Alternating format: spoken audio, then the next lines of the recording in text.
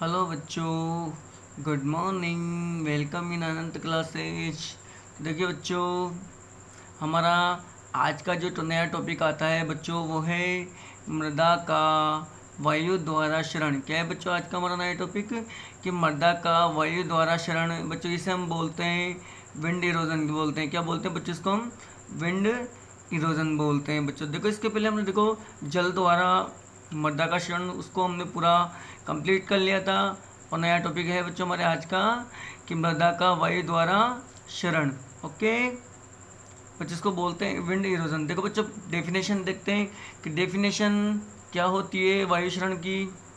तो देखो बच्चों, हवा के द्वारा मृदा के कणों का अपने स्थान से हटकर दूसरे स्थान पर स्थानांतरित होना। क्या है बच्चों? फिर से देखते हैं, अच्छे से फोकस कीजिएगा बच्चों कि हवा के द्वारा मृदा के कणों का अपने स्थान से हटकर दूसरे स्थान पर स्थानांतरित होना वायु क्षरण यानी विंड इरोजन कहलाता है। क्या कहलाता है बच्चों? विंड इरोजन कहलाता है। इसी प्रकार बच्चों हमने जल में पढ़ा था कि जल के द्वारा मृदा के कणों का अपने स्थान से दूसरे स्थान पर पहुंचना या ट्रांसफर होना क्या कहलाता है? Water erosion. इसी प्रकार बच्चे क्या होता है? वायु के द्वारा मृदा के कणों का अपने स्थान से हटकर दूसरे स्थान पर स्थानांतरित होना वायु क्षरण यानी विंड इरोजन कहलाता है। चलो बच्चों आगे आ जाइएगा। अब जो बच्चों वायु क्षरण के प्रकार हम देखेंगे। क्या देखेंगे बच्चों? वायु क्षरण के प्रकार यानी टाइप्स ऑफ विंड इरोजन। वायु क्षरण के प्रकार। अब देखो बच्चों, जो वायु क्षरण होता है बच्चों वो 3 प्रकार से होता है। क्या होता है बच्चों? वायु क्षरण क्या होता है? 3 प्रकार से होता है। बच्चों यहाँ पे फोकस कीजिएगा। नंबर 1 दे रखा है हमको उच्छलन। क्या बोलते हैं इसको? नंबर 1 को बच्चों उच्छलन। उच्छलन को बच्चों हम बोलेंगे साल्टेशन। क्या बोलेंगे? साल्टेशन। ओके। नंबर 2 आएगा हमारे निलंबन। क्या आएगा बच्चों? नंबर 2 निलंबन, जिसको बोलते हैं बच्चों सस्पेंशन। क्या बोलेंगे? सस्पेंशन बोलेंगे। और नंबर 3 आएगा बच्चों सतह सर्पण। क्या आएगा बच्चों? सतह सर्पण। इसको बोलते हैं सरफेस क्रीप। चलो बच्चों फिर से देख लेते हैं एक बार कि जो वायु क्षरण होता है वो 3 टाइप्स का होता है। उच्छलन यानी साल्टेशन बोलेंगे। नंबर 2 निलंबन यानी बच्चों इसको क्या बोलेंगे? सस्पेंशन। और नंबर 3 है बच्चों हमारा सतह सर्पण। इसको बोलेंगे बच्चों सरफेस क्रीप। चलो बच्चों हम नीचे से स्टार्ट करते हैं। सबसे पहले देखो बच्चों, नीचे से सबसे लास्ट में हमारा आता है सतह सर्पण यानी सरफेस क्रीप। तो बच्चों क्या होता है बच्चों? जो सतह सर्पण होता है इसमें जो मृदा के कण होते हैं, जो सोइल पार्टिकल्स होते हैं, उनकी साइज क्या होती है बच्चों? 0.5 से अधिक यानी मोर देन 0.5। क्या बता रहा हूँ बच्चों? देखिए ध्यान से देखिए कि इस प्रकार के क्षरण में बच्चों देखो क्या होता है, जो हमारे मृदा के जो पार्टिकल्स होते हैं यानी सोइल पार्टिकल यानी जो मृदा के जो कण होते हैं वो मोर देन 0.5 mm। सॉरी बच्चों, यहाँ पे m लिखा हुआ है पर यहाँ पे mm है। ओके, तो इसमें मृदा के कण क्या होते हैं? 0.5 से अधिक mm के होते हैं। तो बच्चों इस प्रकार के क्षरण में क्या होता है, देखो ध्यान से देखिएगा कि जैसे मान लो ये हमारी लेयर है यानी सोइल लेयर यानी मृदा की परत है। अब यहाँ पे बच्चों देखिए पार्टिकल्स दिया हुआ है यानी एक मृदा का कण दिया हुआ है। बच्चों जैसे तेज हवा चलती है, क्या चलती है? जैसे हवा का रुख इधर से, ठीक है, तेज हवा चलती है तो क्या होता है? पार्टिकल्स कैसे को लुढ़कते हैं बच्चों? ये थोड़ा सा यहाँ से लुढ़क के, अब बच्चों देखो इसका आकार ज़्यादा है, यहाँ पे क्या है? आकार 0.5 mm से ज़्यादा है। तो ये कण क्या होता है बच्चों? देखो बच्चों, ये तीनों प्रकार के जो क्षरण में होता है बच्चों उसमें सबसे ज़्यादा कण का आकार बड़ा होता है। क्या होता है बच्चों? इन तीनों प्रकार के यानी तीनों टाइप्स के जो क्षरण के जो प्रकार हैं, जैसे कि उच्छलन है बच्चों, इसमें जो मृदा के जो पार्टिकल की जो साइज दे रखी है वो कितनी दे रखी है? 0.1 से 0.5 mm तक का होता है। इसके बावजूद निलंबन में बच्चों, सस्पेंशन में जो साइज, जो पार्टिकल साइज दे रखी है वो क्या दे रखी है? Less than 0.1 mm। क्या दे रखी है बच्चों? लेस देन 0.1 mm दे रखी है यानी 0.1 से भी छोटा है बच्चों ये पार्टिकल। और जो तीसरा हमारा है सतह सर्पण यानी सरफेस क्रीप, इसमें जो पार्टिकल साइज होती है वो होती है बच्चों 0.m से अधिक। तो सबसे बड़े कण ये होते हैं बच्चों।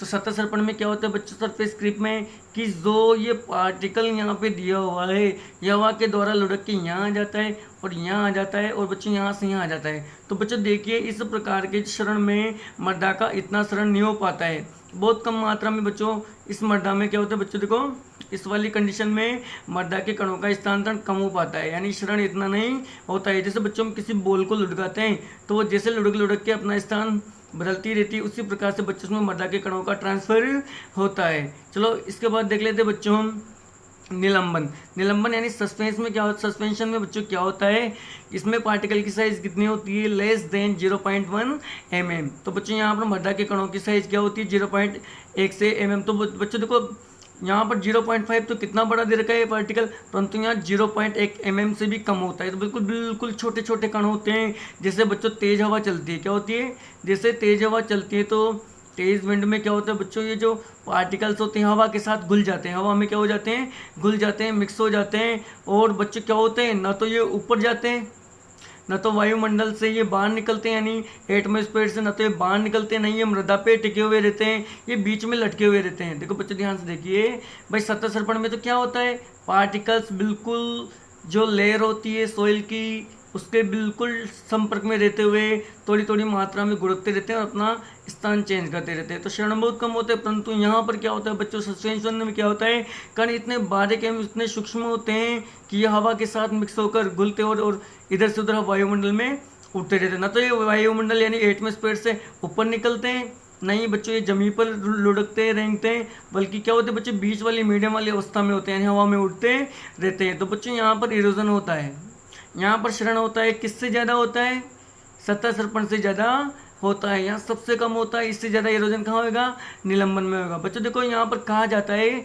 एक क्वेश्चन होता है आपके एग्जाम में, एक क्वेश्चन बनता है यहाँ से कि जो निलंबन है उसके द्वारा कितना क्षरण होता है बच्चों, उसको बोला जाता है लंबी दूरी वाला क्षरण बोला जाता है। क्या बोला जाता है बच्चों इसको, जो निलंबन होता है इसको लंबी वाली दूरी यानी लंबी वाली दूरी वाला इरोजन क्यों बोला जाता है बच्चों, निलंबन को लंबी दूरी वाला क्षरण बोला जाता है। क्यों, क्योंकि बच्चों में पार्टिकल की साइज इतनी छोटी होती है कि इसके कण हवा के साथ तैरते रहते हैं और लगभग 1000 किलोमीटर, कितने बच्चों, लगभग 1000 किलोमीटर की दूरी कवर कर लेते हैं। क्या कर लेते हैं बच्चों, 1000 किलोमीटर की दूरी ये कण कवर कर लेते हैं बच्चों। इतनी लंबी दूरी तक ये कणों का क्षरण होता है। क्या होता है, तो बच्चों लगभग 1000 किलोमीटर तक, क्या लगभग 1000 किलोमीटर तक की ये दूरी एंड ट्रांसफर होता है इन कणों का, दूरी तय कर लेते हैं। ओके चलो बच्चों इसके बाद देखो उच्छलन। अब बच्चों उच्छलन को बोलते हैं साल्टेशन।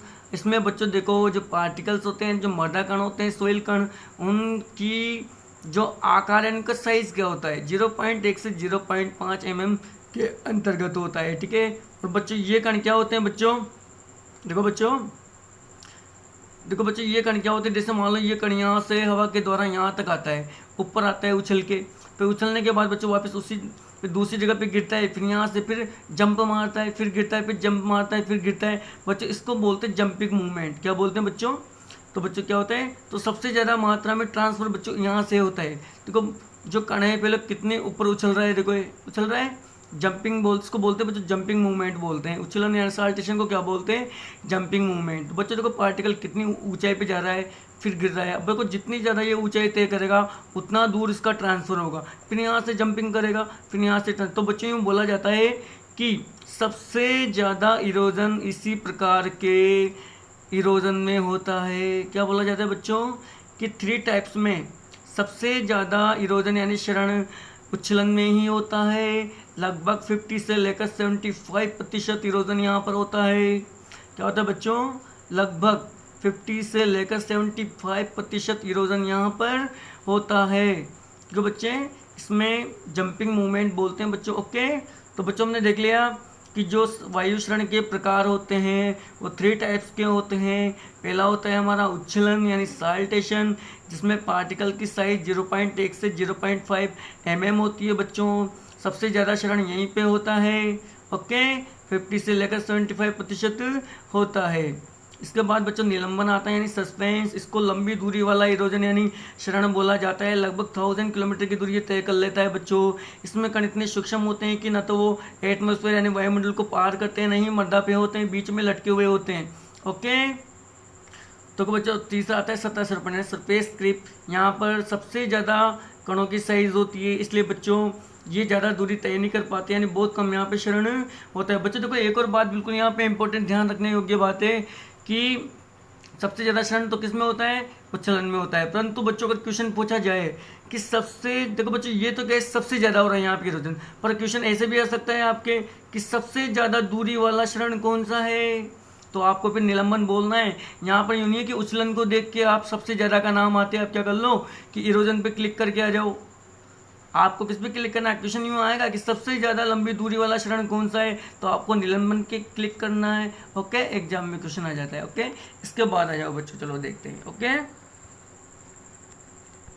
अब देखिए, अब बच्चों हम देखेंगे कि प्रभावित करने वाले कारक यानी वायु क्षरण को प्रभावित करने वाले कारक कौन कौन से हैं, यानी factor affecting of air erosion. क्या बच्चों, factor affecting of air erosion यानी वायु क्षरण को प्रभावित करने वाले कारक। तो प्यारे बच्चों बिल्कुल ध्यान से देखिएगा। सबसे पहले हमारे फैक्टर में आएगा जलवायु। सबसे पहले कौन सा फैक्टर आया, जलवायु यानी क्लाइमेट। देखो बच्चों बार बार में ये वर्ड आपके सामने आ रहे हैं, तो बिल्कुल अब तो आपके बहुत बार क्लियर हो चुका है कि जलवायु की बात आती है तो हम वायु जल एवं टेम्परेचर की बात करते हैं। तो बच्चों हम यहाँ वायु और टेम्परेचर की बात करेंगे। जल का किस्सा हम पीछे छोड़ के आ चुके हैं। ओके, तो जलवायु में बच्चों देखो यहाँ पे कहा जा रहा है अगर टेम्परेचर ज़्यादा होगा तो डायरेक्टली टेम्परेचर के को directly proportional rate of erosion क्या होगा, ज़्यादा होगा। बच्चों क्या कहा जा रहा है, टेम्परेचर डायरेक्शनली, देखो बच्चों टेम्परेचर डायरेक्शनली, देखो तो temperature directionally rate of erosion यानी टेम्परेचर के प्रोपोर्शनल में क्या आ रहा है बच्चों, रेट ऑफ इरोजन ज़्यादा आ रहा है। अगर यहाँ पर बच्चों ताप ज़्यादा होगा तो इरोजन भी ज़्यादा होगा।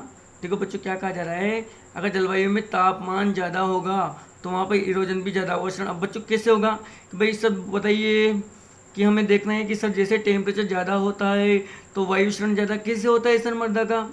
तो बच्चों देखिए अपन जानते हैं अगर वायुमंडल में टेम्परेचर ज़्यादा है तो वायुमंडल में क्या होता है बच्चों, नमी की मात्रा में कमी आएगी। हम जानते हैं अगर टेम्परेचर ज़्यादा है तो नमी तो वायुमंडल में कम होगी, भाई नमी तो सारी गायब हो जाती है। भाई अगर टेम्परेचर ज़्यादा है, हमारे जो आसपास का बच्चों जो वातावरण है वायुमंडल का, अगर वहाँ टेम्परेचर ज़्यादा है तो अपन जानते हैं ह्यूमिडिटी यानी आर्द्रता की कमी आती है, यानी नमी की कमी होगी। और नमी की कमी होगी तो बच्चों मृदा में भी नमी होगी, और मृदा में नमी की मात्रा में कमी आती है तो बच्चों क्या होता है, मृदा का क्षरण यानी सोइल का इरोजन ज़्यादा होता है। इसी प्रकार बच्चों हम यहाँ देखेंगे अगर वायुमंडल में टेम्परेचर कम है, और बच्चों ये सीधा सा अपन जानते हैं अगर टेम्परेचर कम होगा, इसका उल्टा करेंगे भाई, अगर टेम्परेचर कम होगा तो क्या हो जाएगा, वायुमंडल में आर्द्रता की मात्रा बढ़ेगी, नमी की मात्रा बढ़ेगी, और नमी की मात्रा बढ़ने पर मृदा के जो कण होते हैं बच्चों उनमें भी नमी होती है नमी, तो बच्चों वहाँ पर मृदा का क्षरण कम होता है। तो बच्चों अपन जानते हैं कि जो अच्छी मृदा होती है उसमें नमी की मात्रा अधिक होती है, और नमी की मात्रा होने से बच्चों क्या होता है वहाँ पर क्षरण भी नहीं होता है। तो बच्चों फिर से देख लीजिए जलवायु कैसे इफेक्ट करेगा मृदा क्षरण को।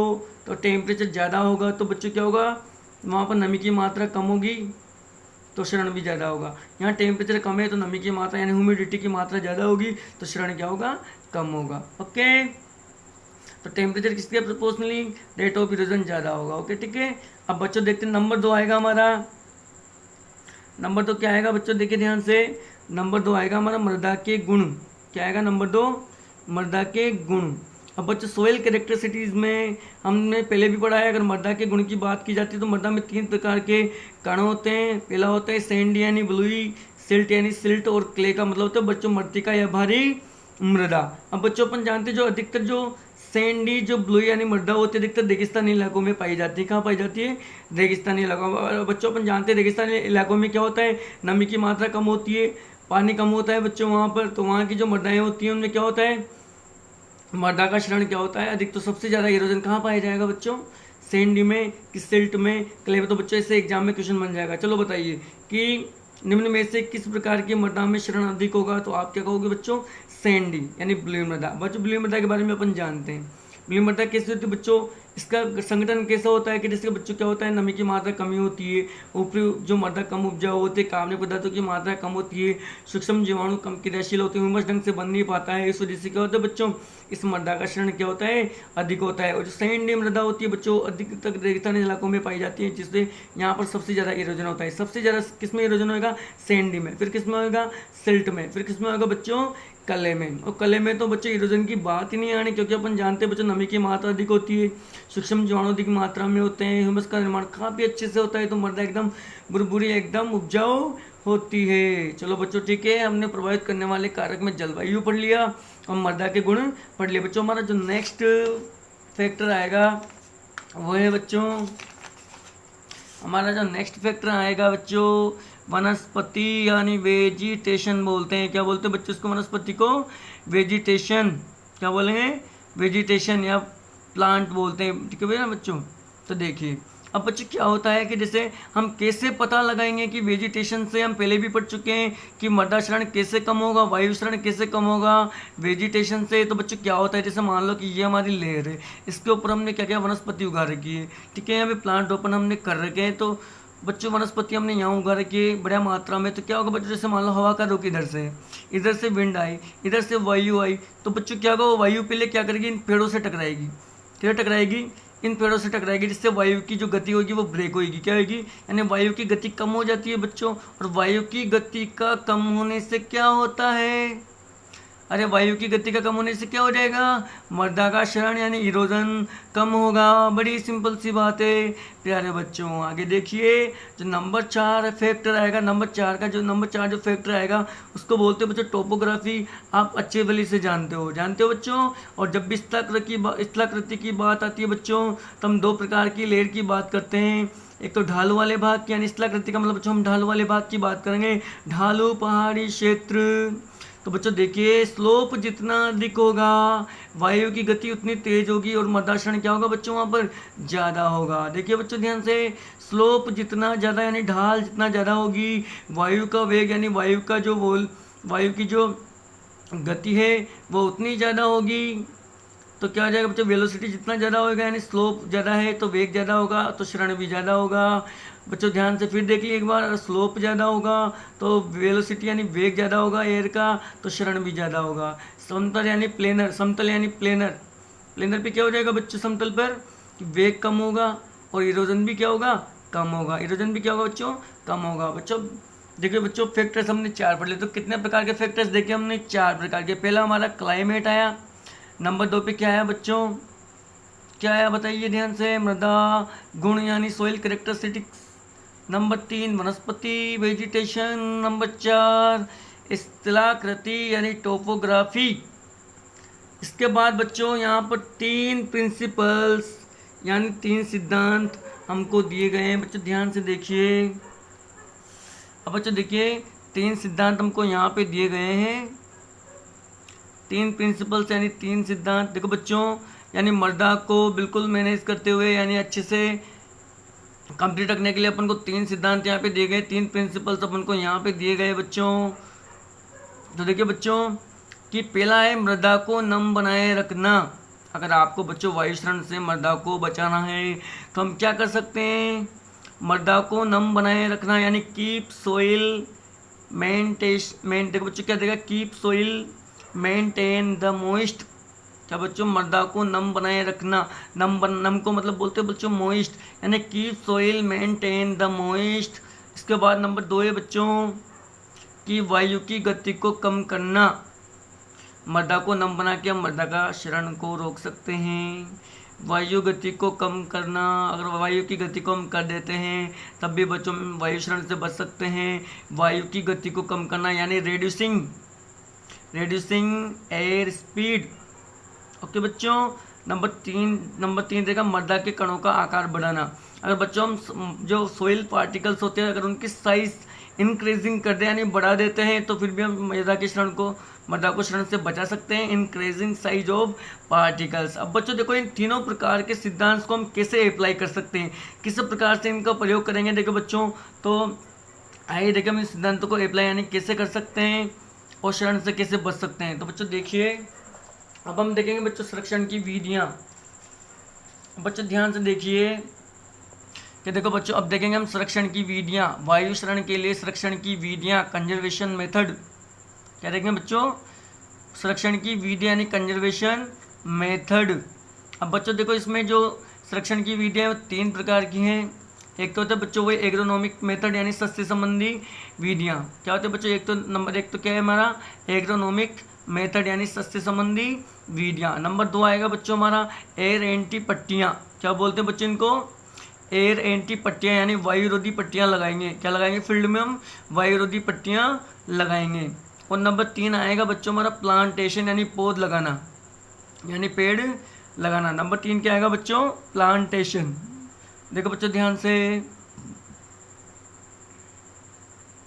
तो बच्चों देखो नंबर 1 है हमारा एग्रोनॉमिक मेथड यानी सस्ते संबंधी विधियाँ। नंबर 2 है बच्चों एयर एंटी पट्टियाँ, वायुरोधी पट्टियाँ लगाएंगे हम। और प्लांटेशन है यानी पेड़ लगाना। इसके बाद बच्चों देखो, सबसे पहले हम देख लेते हैं कि एग्रोनॉमिक मेथड में सबसे पहले कौन सा मेथड आएगा। देखो बच्चे ध्यान से देखिएगा, जो एग्रोनॉमिक मेथड में सबसे पहले आएगा बच्चों हम ऑर्गेनिक। क्या करेंगे बच्चों? ऑर्गेनिक मैटर यानी ऑर्गेनिक जो मैनर होता है बच्चों, देखो जीवांश खाद का उपयोग करेंगे। क्या करेंगे मृदा में? नंबर 1 दे रखा है बच्चों ऑर्गेनिक मैटर। क्या दे रखा है? Organic matter. हम खेत में मृदा में क्या करेंगे बच्चों? हम सोइल में जीवांश खाद यानी ऑर्गेनिक मैटर यानी कार्बनिक पदार्थों का उपयोग करेंगे।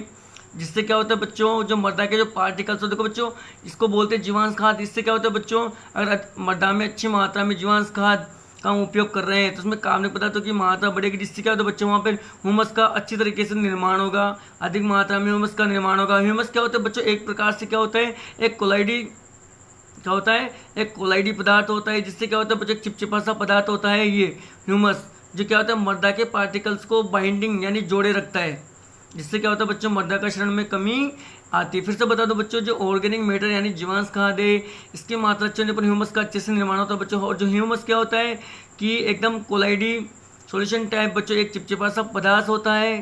ठीक है, चिपचिपा सा पदार्थ मृदा के जो कण होते हैं, जो पार्टिकल्स होते हैं, उनको ये जोड़े रखता है। उनके बाइंडिंग यानी बॉन्डिंग को अच्छी तरह से मजबूत करे होता है, जिससे मृदा का क्षरण कम होता है बच्चों। नंबर 2 आएगा मल्चिंग यानी पलवार। इससे भी बच्चों आप बिल्कुल जानते हो, मल्चिंग में हम क्या करेंगे बच्चों कि जो मृदा की जो लेयर होती है वहाँ पे घास फूस पौधे हैं, उनके पुराने डंठलों से हम इसको ढक देंगे। अब बच्चों जैसे एयर आती है, अब क्या होता है बच्चों, जैसे मान लो एयर आएगी तो एयर पहले सबसे पहले किससे टकराएगी? तो एयर का सबसे पहले संपर्क किससे होगा? इस मल्च से होगा। क्या होगा? अगर हम मृदा के ऊपर अगर मल्च कर देते हैं, पुराने घास फूस या पौधों के द्वारा उस मृदा को ढक देते हैं, तो वायु का जैसे मृदा के ऊपरी लेयर पे जैसे अटैक होता है, सबसे पहले इस मल्च के ऊपर अटैक होता है। जिससे बच्चों क्या होता है, मृदा का क्षरण कम होता है। नंबर 3 आएगा बच्चों हमारा टिलेज। टिलेज में यानी भू परिष्करण। बच्चों टिलेज में हमने 3 प्रकार के कण देखे थे बच्चों। टिलेज में हमने क्या देखे थे बच्चों? टिलेज भी 3 प्रकार का होता है यानी भू परिष्करण। कितने प्रकार का होता है? एक तो बच्चों हमने पढ़ा जीरो टिलेज, पढ़ा था ना, जीरो टिलेज। दूसरा था हमारे मिनिमम, और तीसरा था बच्चों कन्वेंशनल यानी पारंपरिक। देखा था बच्चों, जो हमारा टिलेज यानी भू परिष्करण था वो भी 3 प्रकार का था। पहला तो कौन सा होता है बच्चों? पहला तो होता है कौन सा होता है? जीरो। दूसरा कौन सा होता है? मिनिमम। और तीसरा कौन सा होता है? तीसरा होता है हमारे कन्वेंशनल यानी पारंपरिक तरीका। अब पारंपरिक में तो बच्चों अपन क्या करते थे कि एक बार जुताई कर दी, 2 बार कर दी, 3 बार कर दी, वो पुराने तरीके से तो गहरी जुताई हो जाती है। जिससे क्या होता है बच्चों, पार्टिकल्स अलग अलग हो जाते हैं, उनकी बॉन्डिंग टूट जाती है और ज़्यादा मात्रा में वहाँ पर क्षरण होता है। परंतु जीरो और मिनिमम में क्या होता है बच्चों? हल्की, बिल्कुल हल्की जुताई होती है, पार्टिकल्स ज़्यादा अलग नहीं होते, दूर दूर नहीं होते। जिससे बच्चे क्या होता है, मृदा का क्षरण कम होता है। तो मात्र कन्वेंशनल तरीका हमको नहीं अपनाना है, वहाँ पर मृदा का क्षरण ज़्यादा होता है, परंतु यहाँ पर क्या होता है बच्चों, जीरो और मिनिमम में कम होता है। ओके, नंबर 4 आएगा बच्चों, देखो एग्रोनॉमिक मेथड में नंबर 4 क्या है? क्रॉप रोटेशन यानी फसल चक्र। फसल चक्र के सिद्धांत के अनुसार अगर अपन क्या करते हैं बच्चों, मृदा की जो ऊपरी लेयर है उसके ऊपर कुछ दलहनी फसलें होती है और अच्छी घास वाली फसलें उगोते हैं, तो बच्चों क्या होता है वहाँ पर वायु के द्वारा मृदा का क्षरण क्या होता है? कम होता है। क्या होता है बच्चों? मृदा का क्षरण कम होता है। देखो बच्चों, और नंबर 5 आएगा चराई नियंत्रण। नंबर 5 क्या जाएगा बच्चों एग्रोनॉमिक मेथड में? चराई नियंत्रण। अब बच्चों में क्या जो जानवर का जो देखो बच्चों उसको बोलते हैं ग्राजिंग कंट्रोल। क्या बोलते हैं? Grazing control. अब बच्चों जानवरों के हम बच्चों को जानवरों के जो चराई होती है उसके उस पर अच्छे से नियंत्रण करेंगे। तो बच्चों उनके लिए एक अलग ही जो एरिया होता है वो बनाया जाता है जहाँ पर हम उन पशुओं को या उनकी चराई वहाँ पर करवा सकते हैं। अब बच्चों क्या होता है जानवर क्या करते हैं, जैसे मान लो फील्ड में घुस गए तो वहाँ पर कुछ पौधों को नष्ट कर देते हैं, मर्रा के ऊपर जो पौधे वगैरह होते हैं उनको खा जाते हैं, नष्ट कर देते हैं, जिससे क्या होता है बच्चों और जो उनके पैर होते हैं वो चढ़ते हैं, जिससे वो चलते हैं मुंह करते हैं, तो क्या होता है बच्चों मर्रा की जो ऊपरी परत होती है उसको नुकसान पहुंचता है। और उनके साथ ही क्या होता है बच्चों मर्रा के पार्टिकल्स इधर से उधर ट्रांसफर भी होते हैं, इससे मर्रा का क्षरण होता है। तो हमको चराई पर नियंत्रण करना होगा। ओके चलो इसके बाद देखो बच्चों ध्यान से, इसके बाद क्या है बच्चों कि वायुरोधी पट्टियाँ, यानी ए नंबर 2 जो मेथड आएंगे हमारे एयर एंटी पट्टियाँ। वायुरोधी हम फील्ड में क्या करेंगे, वायुरोधी पट्टियाँ लगाएंगे। अब कैसे लगाएंगे बच्चों, देखो जैसे कि हमारा फील्ड दिया हुआ है, दिया है आपको दिखाई दे रहा है। देखो बच्चों ये यहाँ पे अच्छे से फोकस करो, ये हमारा फील्ड है। और बच्चों जो हवा आ रही है, जो विंड आ रही है वो इधर से आ रही है, इस डायरेक्शन से आ रही है। बच्चों देखो इस डायरेक्शन से एयर आ रही है, तो बच्चों हम क्या करेंगे, यहाँ पर मर्दा का क्षरण करने के लिए अपन को क्या करना होगा, हम बच्चों क्या करेंगे, आपको 4 कोने दिखाई दे रहे हैं, दिखाई दे रहे हैं बच्चों, 4 कोने आपको यहाँ पे दिखाई दे रहे हैं। तो बच्चों हम इन चारों कोनों पर, चारों ट्रायंगल पर हम क्या करेंगे, 3-3 वृक्ष लगाएंगे। क्या लगाएंगे, यहाँ पर 3-3 पेड़ लगाएंगे, यानी 3-3 वृक्ष यहाँ पे लगाएंगे। अब बच्चों यहाँ पर हम पेड़ किस तरीके से लगाएंगे, देखो तीनों ट्रायंगल्स पे देखो बच्चों जैसे लगाए, जो सबसे पहले जो सबसे पीछे वाला जो देखो इस कोने में जो सबसे पीछे वाला जो हम पेड़ लगाएंगे उसकी साइज सबसे कम रहेगी। क्या रहेगी बच्चों, देखो फिर से देखिए, जो बच्चों में यहाँ पे फील्ड दिया हुआ है, इस फील्ड में डायरेक्ट इस डायरेक्शन से एयर आ रही है। तो बच्चों क्या करें, हम जो चारों ट्रायंगल है, चारों ट्रायंगल पर 3-3 वृक्ष यहाँ पे लगाएंगे, 3-3 लगाओ बच्चों, 4-4 लगाओ। तो देखिए अपन को मर्दा क्षरण यहाँ पे रोकना है। तो बच्चों क्या करना है, सबसे जो पीछे वाला ट्रायंगल पर सबसे पहले वाला जो वृक्ष होगा वो सबसे छोटा होगा साइज में, फिर उससे बड़ा इस टाइप से लगाया जाता है। बच्चों क्या लगाया जाता है, देखो क्षरण के रोकने के लिए जो पेड़ लगाए जा रहे हैं वो किस कंडीशन में यानी किस टाइप से लगाए जा रहे हैं। सबसे पहले जो पेड़ होगा बच्चों उसकी साइज सबसे छोटी होगी, फिर उससे बड़ी उसके आगे वाले की आगे वाला सबसे बड़ा होगा। तो बच्चों जैसे एयर आएगी तो सबसे पहले यहाँ टकराएगी, फिर यहाँ से मुंह करके यहाँ टकराएगी, फिर यहाँ से मुंह करके, तो इससे क्या होता है बच्चों, हवा की गति कम होती है। क्या होती है, और बच्चों हवा का जो डायरेक्शन ऊपर वाली डायरेक्शन में जाती है, तो बच्चों हवा नीचे आ नहीं इधर पाती है। तो बच्चों यहाँ पर क्या होता है, मर्दा का क्षरण कम होता है। ओके बच्चों, अब लास्ट आता है हमारा जो मेथड है बच्चों संरक्षण की वीडियो में, कंजर्वेशन मेथड में प्लांटेशन यानी पेड़ लगाना। मर्दा पे आप जितने बच्चों अच्छी मात्रा में बड़े वृक्ष लगाओगे, पेड़ लगाओगे, उससे क्या होता है बच्चों, मर्दा का क्षरण कम होता है। बच्चों क्या होता है, क्योंकि पेड़ों की जो जड़ें वगैरह होती है बच्चों वो मर्दा को जकड़े होती है, चिपचिपा सा पदार्थ भी वहाँ से इस तरह होता है, तो मर्दा क्षरण कम होता है। पेड़ों की यहाँ पर देखो इनकी शाखाएं, पत्तियाँ वगैरह भी क्या करती है बच्चों, हवा के वेग को कम करती है। इस वजह से क्या होता है बच्चों, यहाँ पर प्लांटेशन से क्या होगा, मर्दा का क्षरण कम होगा। ओके बच्चों, थैंक यू। अब बच्चों कल का जो टॉपिक रहेगा हमारा लास्ट टॉपिक रहेगा इस चैप्टर का, ठीक है, थैंक यू।